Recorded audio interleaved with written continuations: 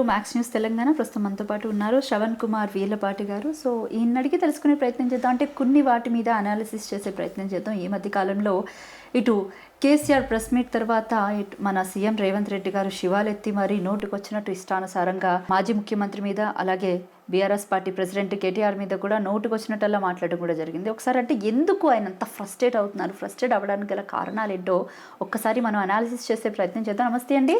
నమస్తే అండి. ఎలా ఉన్నారు? Fine madam.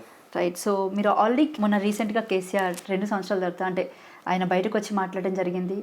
సో ఇటు పాలమూరు మీద, అలాగే పాలమూరు రంగారెడ్డి ప్రాజెక్టుల మీద జరుగుతున్నటువంటి అన్యాయం మీద ఆయన ప్రశ్నించడం కూడా జరిగింది. సో అలాగే దాని తర్వాత మన సీఎం రేవంత్ రెడ్డి గారు ఇటు ఒక సభాముఖంగా కేసీఆర్ని కానీ కేటీఆర్ని కానీ ఇష్టానుసారంగా, అంటే ఆయన ఎందుకు అఫెండ్ అవుతున్నాడో తెలియట్లేదు, కానీ అఫెండ్ అయ్యి మళ్ళీ అంత పచ్చి బూతులు మాట్లాడడానికి మీరు అసలు ఏ రకంగా చూస్తారు? ఫస్ట్ ఆ పచ్చి బూతుల విధానానికి పూర్తి స్థాయిలో వ్యతిరేకిస్తాను, ఖండిస్తాను. వీలైతే అతని మీద చట్టపరమైన చర్యలు తీసుకోవాలని కూడా డిమాండ్ చేస్తాను. మరి ఆ ప్రివిజనింగ్ కమిటీ తీసుకుంటుందా, మన ఈ భారత సంవిధానం తీసుకుంటుందా?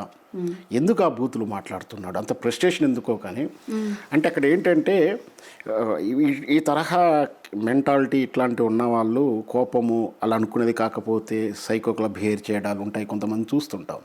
వాళ్ళు అనుకునేవి కాకపోతే ఎట్లా చేస్తారు, ఏవో మాట్లాడతారు. అట్లాగే మరి రేవంత్ రెడ్డి గారి మాటలు చూస్తే ఆ ఫ్రస్ట్రేషన్కి ఎందుకు వెళ్ళిపోతున్నాడు, ప్రతిసారి ఆ బూతులు మాట్లాడడం, బెదిరిస్తూ మరి ఆయన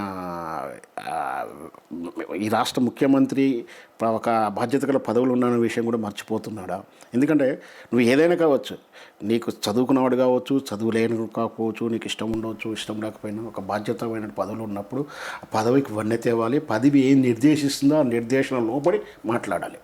ఉదాహరణకు ఏదన్నా ఒక విధానం మనకు నచ్చకపోవచ్చు, కానీ రాష్ట్ర ప్రజల దృష్ట్యా ప్రభుత్వం తీసుకోవాల్సింది. ముఖ్యంగా ఇట్లాంటి అర్థమయ్యే భాషలో చెప్పాలంటే కమ్యూనిజం భావాలు ఉంటాయి. కొన్ని సందర్భంలో నీకు క్యాపిటలిస్ట్ కావచ్చు, కమ్యూనిజం భావాలు నిర్ణయం తీసుకోవాల్సి వస్తుంది. నువ్వు కమ్యూనిస్ట్ అయి ఉండొచ్చు, క్యాపిటలిజం భావాలు తీసుకోవాల్సి వస్తుంది. అంటే ప్రజలకు ఏం కావాలో, ఆ ముఖ్యమంత్రి స్థానంలో ఏం చేయాలో అది చేయాలి. అవి వదిలేసి కేసీఆర్ నిజంగా కూడా మీరు కేసీఆర్ గారి ఉపన్యాసం చూశారో, స్పీచ్ చూశారో చూడలేదో, రేవంత్ రెడ్డి గారు అసలు చూశాడో చూడలేదో అయితే నాకు పెద్ద డౌటే ఉంది. ఎందుకంటే అక్కడొచ్చి కేసీఆర్ గారు అసలు రేవంత్ పేరే తీయలేదు. సరే, అది వేరు విషయం. అక్కడ వచ్చిందంతా కూడా తెలంగాణకు జరుగుతున్న ప్రయోజనాలటువంటి అన్యాయం గురించి ప్రస్తావించాడు. నీళ్ళ విషయంలో, తెలంగాణ ప్రయోజనాల్లో నీళ్ళ విషయంలో ఏం జరుగుతుంది చెప్పాడు. రేవంత్ రెడ్డి ఆ స్కామ్ చేశాడు, దీంట్లో ఎన్ని పర్సెంటేజ్ తీసుకున్నాడు, వీళ్ళు మాఫియా నడుపుతున్నారు, గన్ కల్చర్ చేస్తున్నారు, షాడో పోర్ట్ఫోలియో నడుస్తూ ఉంది ఇది రాష్ట్రంలో, ఇట్లాంటివి ఏమి చెప్పలేదు కదా. పలానా కొండా సురేఖ ఏం చేసిందో చెప్పలేదు. అంటే వీళ్ళ ఈ బయట జరుగుతున్నటువంటి స్కాములు కానీ, ఆ స్కీముల విధానం కానీ, పర్సంటేజ్ల విధానం కానీ, వాళ్ళ లోపభూయిష్టమైన విధానాల గురించి ఏమీ మాట్లాడలే. కేవలం ఇంత స్పష్టంగా చెప్తున్నా, తెలంగాణ ప్రయోజనాలు కాపాడే కేవలం బీఆర్ఎస్. ఆ బీఆర్ఎస్లో కేసీఆర్ గారు ప్రధానంగా ఉంటారు. ఆయన ఉంటేనే రాష్ట్రానికి శ్రీరామ రక్ష. ఈ విషయం నిన్నటి ప్రెస్ మీట్లో కూడా స్పష్టంగా అర్థమవుతుంది. ఆయన కేవలం అంతవరకే పరిమితమయ్యాడు. తన ఆక్రోశాన్ని కానీ, కోపాన్ని కానీ, అసనాన్ని కానీ, బాధని కాదు కూడా ఏం చెప్పలేదు. తెలంగాణ ప్రజలు దెబ్బతింటే దాని కారణాలు ఏంటో స్పష్టంగా చెప్పాడు. కేంద్ర ప్రభుత్వాన్ని నిరసిస్తూనే, వాళ్ళ అసత్వాన్ని చూస్తూనే, వాళ్ళ వెనక ఉన్నట్టు చంద్రబాబు నాయుడు కుట్ర కానీ, ఆయన ప్రమేయాన్ని కానీ ప్రశ్నించాడు. తప్పేం లేదు కదా. మరి ఒకవేళ నిజంగా వీళ్ళు సిద్ధసిద్ధి ఉంటే మరి ఢిల్లీ నుంచి ఆ డీపీ లెటర్ ఎందుకు వెనక్కి వచ్చింది, దాన్ని ఎందుకు ప్రశ్నించరు? దానికి సమాధానం చేతగాక బూతులతో మాట్లాడేస్తే, కానీ ఎంత నైతికంగా లేదండి. ఒక 60-70 ఏళ్ళ వ్యక్తిని తండ్రి కూడా తాత సమానులు, ఆయనతో తోల్చుకున్న తండ్రి సమానులు, ఈ రాష్ట్ర ప్రదాత అయిన ఎవరంటే, నీకు ఆ సీఎం పదవి అని ఒక భిక్ష వచ్చింది చూసావా, ప్రజలు ఇచ్చిన భిక్ష. కారణం తెలంగాణ రాష్ట్రం అని ఏర్పడితేనే, అదే సీమాంధ్రలో అదే మీ గురువు అని చెప్తున్నటువంటి ఆ రాష్ట్రంలో ఈయన కేవలం మంత్రి కూడా కాలే, ఎన్నాళ్ళున్న మంత్రి కూడా కాలే, ఆ రాష్ట్ర ప్రధాన కార్యదర్శి కూడా కాలే. వేరే కాంగ్రెస్ పార్టీకి కొనుక్కొని వచ్చావా, మరి ఏ కొనుక్కొచ్చావా, ఎట్లా చేసావా, మాకైతే తెలియదు. వచ్చిన ఆరోపణల ప్రకారం అది కూడా అదే కాంగ్రెస్ పార్టీలో ఉన్న ఎమ్మెల్యేలు, ఎంపీలు, కాంగ్రెస్ సీనియర్ కోమటిరెడ్డి ఉండాలి 150-200 కోట్లు పెట్టి కొనుక్కున్నామని చెప్తున్నాను. అవకాశం నీకు సీమాంధ్రలో ఉన్నప్పుడు రాకపోయేది కదా. అంత పెద్ద అవకాశం ఇచ్చినప్పుడు కనీసం కృతజ్ఞత లేదు, విజ్ఞత లేదు. ముఖ్యంగా కృతజ్ఞతలు విజ్ఞత లేకుండా చావాలని కోరుకోవడం, ఎటకారంగా మాట్లాడడం, హీనమైన భాషలో మాట్లాడి నిజంగా కూడా ప్రకాష్ గారు మాట్లాడినారు. నేను కూడా అదే అంటున్నాను. అసలు రేవంత్ రెడ్డి గారు మాట్లాడుతున్న వీడియో చూడాలంటే అసహ్యం అనిపిస్తుంది నాకు. ఆ బూతులు వింటే పిల్లలు ఎడ జరిపోతారని ఆయన చూడాలంటే కూడా చూడబుద్ధి కావట్లేదు. ఆయన వీడియో వస్తే స్కిప్ చేయబుద్ధి అవుతుంది. అంత జారుతున్నాడు. అంత దిగజాల్సిన అవసరం లేదు. నీకు చేతనైతే రాష్ట్రాన్ని పరిపాలించు, నీకు చేత కాకపోతే రాజీనామా చేసి వెళ్ళకెళ్ళు. లేదా నీకు కక్ష ఉందా, కక్ష తీర్చుకో. కానీ ఇట్లా బూతులు మాట్లాడి ఇదే నా తెలంగాణ భాషను, ఇదే నా విధానం అంటే మాత్రం ఖచ్చితంగా ఏంటంటే ఆయన మాట్లాడిన భాష తొండలు వేసి కొడతాడా లావులో. ఏం భాష అంటే ఆయన వీధి రోడ్డు అనుకుంటున్నాడా? ఊర్లల్లో రచ్చబండ దగ్గర కూర్చొని ఆయన కొడంగల్ దర్బార్లో రెడ్డి దొరలు కూర్చొని మాట్లాడుతూ ఉంటారు. ఊరి ద్వారా ఎట్లా మాట్లాడతారంటే, అరే అది తీసుకొచ్చి చెట్టు కట్టయిరా, వాళ్ళు తీసుకొచ్చి 4 దండండ్రా. ఈ తరహా భాష ముఖ్యమంత్రి మాట్లాడుతున్నాడా? ఆయన చట్టాన్ని ఆయన చేతిలో తీసుకుని అమలు చేయడం ఏంటి? ముఖ్యమంత్రి చేతిలో శిక్షించేది లేదండి. చట్టాలు, న్యాయ వ్యవస్థ ఉంది. కేటీఆర్ గారు ఏమైనా తప్పు చేసి ఉంటే వాళ్ళు శిక్షిస్తారు. నువ్వు తొండలేసి శిక్షించేది. ప్రజలు వెయిట్ చేస్తున్నారు తొండలు పట్టుకొని నువ్వు ఎప్పుడు పోలీసులు సిబ్బంది లేకుండా వస్తావని చూస్తానికి. నిన్న సర్పంచ్ ఎన్నికల్లో బుద్ధి చెప్పారుగా, ఆ షాక్ అయ్యాడు కదా. ఆ తత్వం నుంచి భవిష్యత్ ప్రెస్టేషన్ నుంచో కేసీఆర్ గారు బయటికి రాగానే వీళ్ళకి షేక్ వచ్చేసింది. ఇప్పుడు మన కమిట్మెంట్స్ ఉన్నాయి, మన తాటాబుట్ట చదువుకోవాలనుకుంటున్నారేమో. కానీ ఏదైనా సరే అండి, రాజకీయాలలో పోటీ ఉంటుంది. రాజకీయాల్లో ఎదుర్కోవడం కానీ సవాళ్ళు ప్రతి సవాళ్ళు ఉంటాయి. కానీ ఇంత దిగజారండి రాజకీయాలను ఇక్కడే చూస్తున్నాం. ఒక ముఖ్యమంత్రి అంటే రాజశేఖర రెడ్డి గారు ముఖ్యమంత్రి అంటే మనకు అంబులెన్స్ గుర్తుకొస్తుంది, ఆరోగ్యశ్రీ గుర్తుకొస్తుంది, ఆయన ఇచ్చినటువంటి పెన్షన్ స్కీమ్లో గుర్తుకొస్తాయి. ఇదే కేసీఆర్ గారు అంటే నీటు నిరువులు వనరులు గుర్తుకొస్తాయి. మరి రేవంత్ రెడ్డి గారు ఏం గుర్తుకు రావాలి? బూత్ గుర్తుకు రావాలా? బూత్ సీఎం అంటారా అరే భవిష్యత్తులో? నేను బేసిక్గా అక్కడికే వస్తున్నాను. ఇప్పుడు 2 తెలుగు రాష్ట్రాలు కలిసినప్పుడు బేసిక్గా చూసుకున్నట్లయితే కనుక ఒక 25 ఏళ్ళ వెనక్కి వెళ్దాం. ఎప్పుడు ఏ ముఖ్యమంత్రి కూడా ఇలాంటి భాషా విధానం కానీ ఏది కానీ ఎక్కడ ఎవరు వాడలేనటువంటి పరిస్థితి కనిపించింది. ముఖ్యంగా చూసుకుంటే ఇటు వైఎస్ రాజశేఖర రెడ్డి హయాంలో కానివ్వండి, అంతెందుకు ఈయన గురువు చంద్రబాబు నాయుడే మాట్లాడు ఆ రకంగా. చంద్రబాబు చాలా పొలైట్గా మాట్లాడతాడు. బహుశా ఆయన కక్ష తీర్చుకున్నా, ఎలా తీర్చుకోవాలన్నా చేతికి మంటట్టకుండా తెర వెనక రాజకీయం చేస్తాడు. మాట్లాడేటప్పుడు చాలా స్పష్టంగా మాట్లాడతారు, ఒక పొలైట్ లాంగ్వేజే మాట్లాడతారు.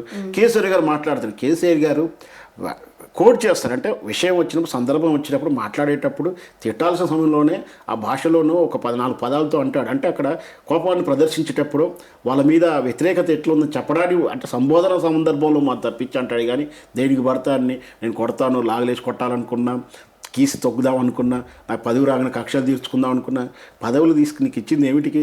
ప్రజల జీవితాలు మార్చవని. నీకు కక్షలు తీర్చుకోవని కాదు కదా. నువ్వు కక్షలు తీర్చుకుంటలేదని చెప్తున్నావు, కానీ అన్ని కక్షలు తీర్చుకుంటున్నావు. కుటుంబంలో కలహాలను ప్రోత్సహిస్తూ ఉన్నావు, రాష్ట్రంలో కలహాలను ప్రోత్సహిస్తూ ఉన్నావు, ప్రజల్లో డివిజన్ చేస్తూ ఉన్నావు, అభివృద్ధి హామీలు అడిగిన వాళ్ళని జైల్లో వేస్తున్నావు, చూస్తూ ఉన్నావు. ఎవరన్నా యూరియా రాలేదని పెడితే కనీసం దళితుడని చూడకుండా వాళ్ళ మీద ఏ విధంగా కేసులు పెట్టామని చూసాం. జర్నలిస్ట్ ప్రశ్నలు అడుగుతాడు, జర్నలిస్టులు నువ్వు జర్నలిస్టు అయినా నేను ఎట్లా ఐడెంటిఫై చేయాలి, నేను లావులలో తొండలేస్తామని జర్నలిస్టును కూడా బెదిరిస్తున్నారు. ఎవరైనా ఆర్టీఐ చట్టం ప్రకారం నువ్వు పిటిషన్ వేసినావంటే తెల్లారి నీ ఇంటికి నువ్వు జీపులు వచ్చేస్తూ ఉన్నాయి, బెదిరింపులు వస్తూ ఉన్నాయి, కాల్స్ వస్తూ ఉన్నా. ఆర్టీఐలో అడగడానికి వీలు లేదు. గతంలో ఒక అపవాదం ఉండేది, కేసీఆర్ గారు ధర్నా చౌక్ తీసేశారని. అక్కడ ధర్నా చౌక్ తీసేసిన ధర్నాలు చేసుకున్నారు, కానీ ధర్నా చేయాలని ఆలోచన చంపుతున్నారు రేవంత్ రెడ్డి. భయపెట్టిస్తున్నాడు. ఎన్ని రోజులు భయపెట్టి ఏమీ చేయలేరు. ప్రజాక్షేత్రంలో ప్రజలే చివరి జడ్జిమెంట్ చేస్తారు. ఇంకా కొన్నాళ్ళే ఉంది. మా అంటే ఇంకా చూస్తున్న 2 సంవత్సరాలు అయిపోతుంది. 2 సంవత్సరాల దాకా కూడా మీతోటి అంటే చుట్టూ ఉన్నటువంటి ఎమ్మెల్యేలు ఉంచుతారని కూడా గ్యారెంటీ లేదు. వాళ్ళే చెప్తున్నారు కదా.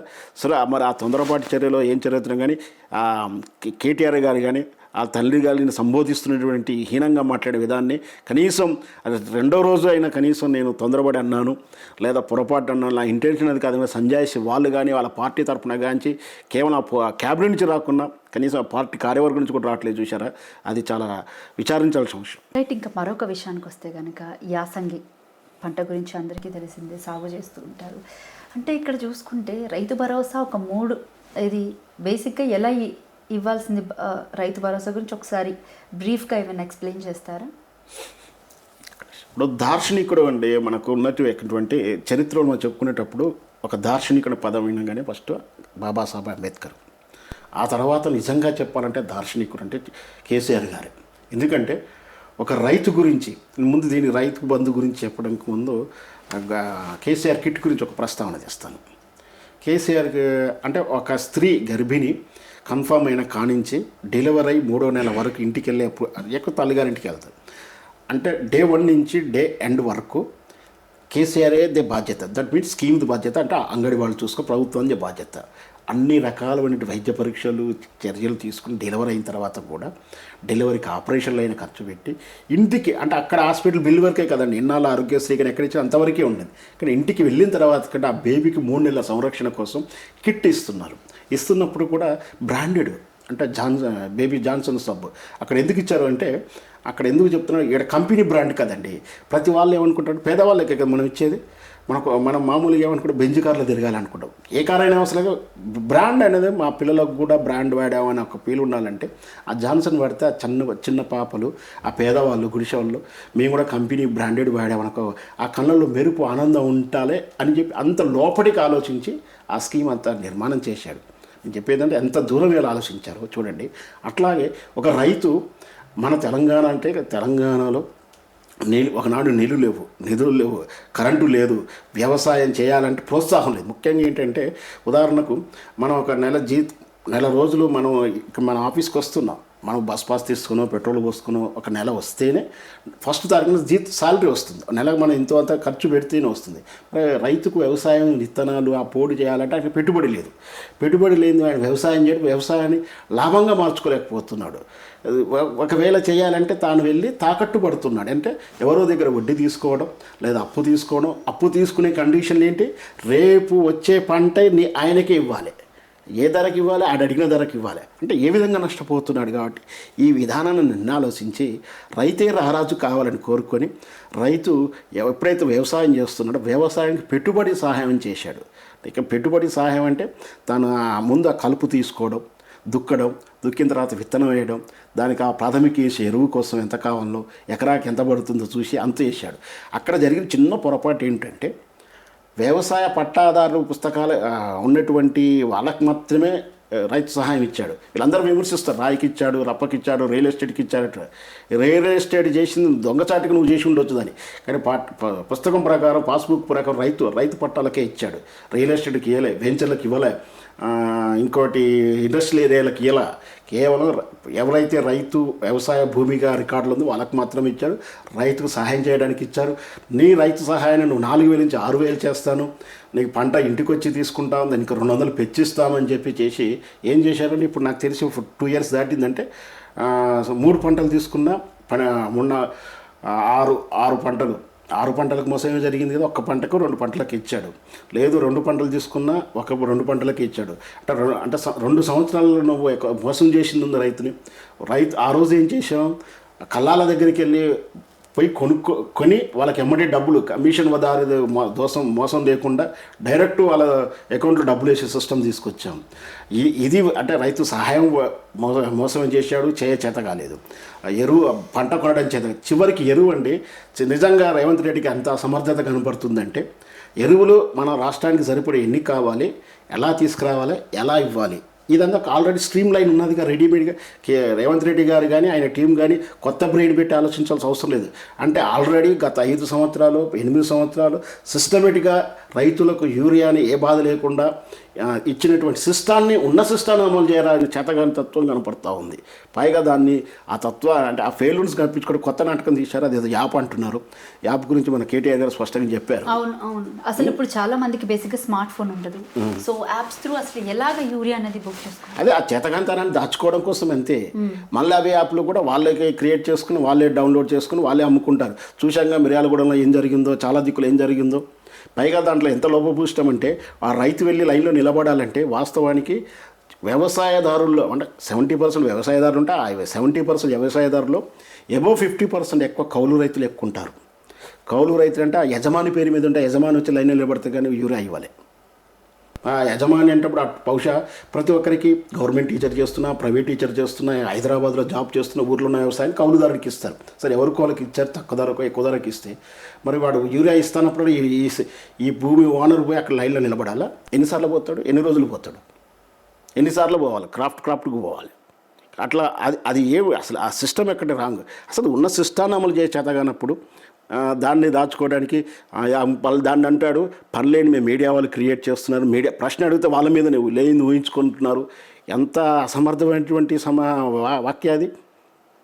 లేని ఊహించుకుంటారా? సాక్ష్యాలు కనపడతలే, ఏదో మైకులు కనపడేటట్టు ఏదో మాట్లాడేసి వెళ్ళిపోతాను కాదు. ఇక్కడ చరిత్రలో సాక్ష్యాలు ఉన్నాయి, నిన్నటి లెక్క లేదు, మొన్నటి లెక్క లేదు. సోషల్ మీడియాలో అన్ని వీడియోలు ఉన్నాయి. ప్రజలు అవకాశం ఎదురు చూస్తున్నారు. ఖచ్చితంగా నువ్వు చేసిన మోసాలకు గుణపాఠం నేర్పడానికి సిద్ధంగా ఉంటారు. రైట్. ఇంకా కాంగ్రెస్ పార్టీ వ్యవహార శైలికి వస్తే ఏం చెప్తారు? ఇప్పుడు 2 ఏళ్ళు అయిపోతుంది, మొత్తానికి పూర్తిగా 2 ఏళ్ళు అయిపోయి 3వ ఏడు ముచ్చటగా అధికారంలోకి మళ్ళీ అంటే అధికారం సాగిస్తున్నారు. అంటే ఒక పక్క నుంచి 2 ఏళ్ళు కంప్లీట్ అయినా కూడా ఈ ప్రభుత్వంలో ఎలాంటి మార్పు రాకపోవడాన్ని ఏ రకంగా చూస్తారంటే ఫార్మా సిటీని రద్దు చేసి ఫ్యూచర్ సిటీ అని, అంటే ఎక్కడికక్కడ ఇప్పుడు బీఆర్ఎస్ ఆనవాళ్ళు కానీ కేసీఆర్ ఆనవాళ్ళు అని తుడిచేసే దాంట్లో వీళ్ళు ప్రధాన పాత్ర వహిస్తున్నారే తప్ప ఎక్కడా కూడా ఇటు పార్టీకి సంబంధించి అంటే ఇచ్చినటువంటి 6 గ్యారంటీలు, 421 హామీలు, డిక్లరేషన్స్, పాలన, లేకపోతే ప్రజల అవసరాలు ఇవన్నీ కూడా వదిలేసి ఈరోజు కేవలం బీఆర్ఎస్ పార్టీ ఏవైతే ప్రవేశపెట్టిందో వాటిని రద్దు చేసే ప్రక్రియ కొనసాగిస్తున్నారు తప్ప వీళ్ళు అసలు పాలన మీద ఎక్కడ కాన్సన్ట్రేషన్ చేస్తున్న మీకేమైనా కనిపిస్తుందా? మీకు ఒక క్లారిటీ ఇవ్వబోతానండి, చూసే ప్రేక్షకులు కూడా క్లారిటీ ఇస్తాను. ఇక్కడ జరుగుతుంది కాంగ్రెస్ పాలన కాదు. ఇంకా మీరు స్పష్టంగా మళ్ళీ చెప్తున్నాను, ఇక్కడ కాంగ్రెస్ పాలసీ పనిచేయట్లేదు, కాంగ్రెస్ పార్టీ పరిపాలిస్తలేదు. అయితే టీడీపీకి అనుకూలంగానో చంద్రబాబు నాయుడు అనుకూలమైన పాలసీలు లేదా నరేంద్ర మోడీ గారి ఆశయాల కోసమో ఆయన ఆ సూచనల మేరకు పనిచేస్తుంది. ఆ రేవంత్ రెడ్డి అనేవారు తన కక్ష తీర్చుకోవడానికి, తన కోసం, తన అధికార హోదాను ఎంజాయ్ చేయడం కోసం, రియల్ ఎస్టేట్ని డెవలప్ చేసుకోవడానికి, భూమిని వాళ్ళ కుటుంబాలకు ఆస్తులు పెంచడానికి టార్గెట్గా వచ్చిండే కానీ ప్రజలకు చేయడానికి రాలేదని స్పష్టంగా అర్థమవుతా ఉంది మనకు. నిన్నగాక మనం చూసాం, టైంపాస్ కోసం 200 కోట్లు పెట్టి ఫుట్బాల్ ఆడే స్థాయికి తీసుకెళ్లారు. ఇక్కడ ఈ కాంగ్రెస్ పాలనలో ఇవి ఎట్లా జరగవండి. కాంగ్రెస్ పార్టీ విధానాలు వేరుంటాయి. దురదృష్టవశాత్తు ఏంటంటే వీళ్ళు ఒక అద్దెకు తెచ్చుకున్నట్టు లేదా కొత్తగా కొనుక్కొని మన పిల్లలు లేని వాళ్ళు పిల్లగాని కొనుక్కొచ్చుకొని మన పిల్లగాడు చెప్పుకున్నట్టు వాళ్ళు ఈ ఒక నాయకుని తీసుకొచ్చి పెట్టుకొని తన విధానాలు చేయడం వల్ల ఇటు కాంగ్రెస్ అప్రతిష్ట పాలవుతుంది. మీరు తెలుసో, మీకు అబ్జర్వ్ చేశారో లేదో, అధిష్టానమైన రాహుల్ గాంధీకి రేవంత్ రెడ్డికి చెడిపోయింది. ఎందుకంటే రాహుల్ గాంధీ ఏదైతే నమ్మాడో, ఏదైతే ఈ తెలంగాణ రాష్ట్రాన్ని దేశవ్యాప్తంగా ఆదర్శంగా రోల్ మోడల్గా చేద్దామనుకున్నాడు, బీసీ కమిషను, బీసీ లెక్కలు చేద్దామన్నాడు, దీన్ని భ్రష్టు పట్టించారు. 6 గ్యారెంటీలు భ్రష్టు పట్టించారు. అదేంటి ఈ ప్రాజెక్టుల విషయంలో 6 స్కీములు, దళిత బంధువులు ఇవన్నిటికీ భ్రష్టు పట్టించాడు.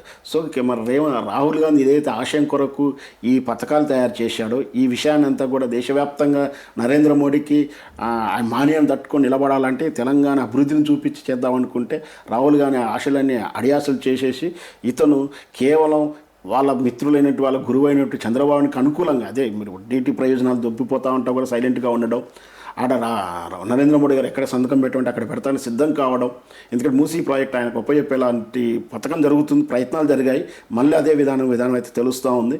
మూసీ ప్రాజెక్టు మొత్తం మళ్ళీ ఆదాని అంబానీకి ఒప్పచెప్పే ప్రయత్నాలు జరుగుతున్నట్టుగా సమాచారం అయితే వస్తుంది. అంటే ఇక్కడ కాంగ్రెస్ పాలసీ ఇది కానే కాదు. నిజమైన కాంగ్రెస్ ఇలా చేయదు. నిజంగా కాంగ్రెస్ అయితే ఎంతో అంత ప్రజలకు మేలు జరగడానికి అవకాశం ఉంటుంది. కాబట్టి 120-135 సంవత్సరాలు అయినా సరే కాంగ్రెస్ ఈ దేశంలో బతికుంది.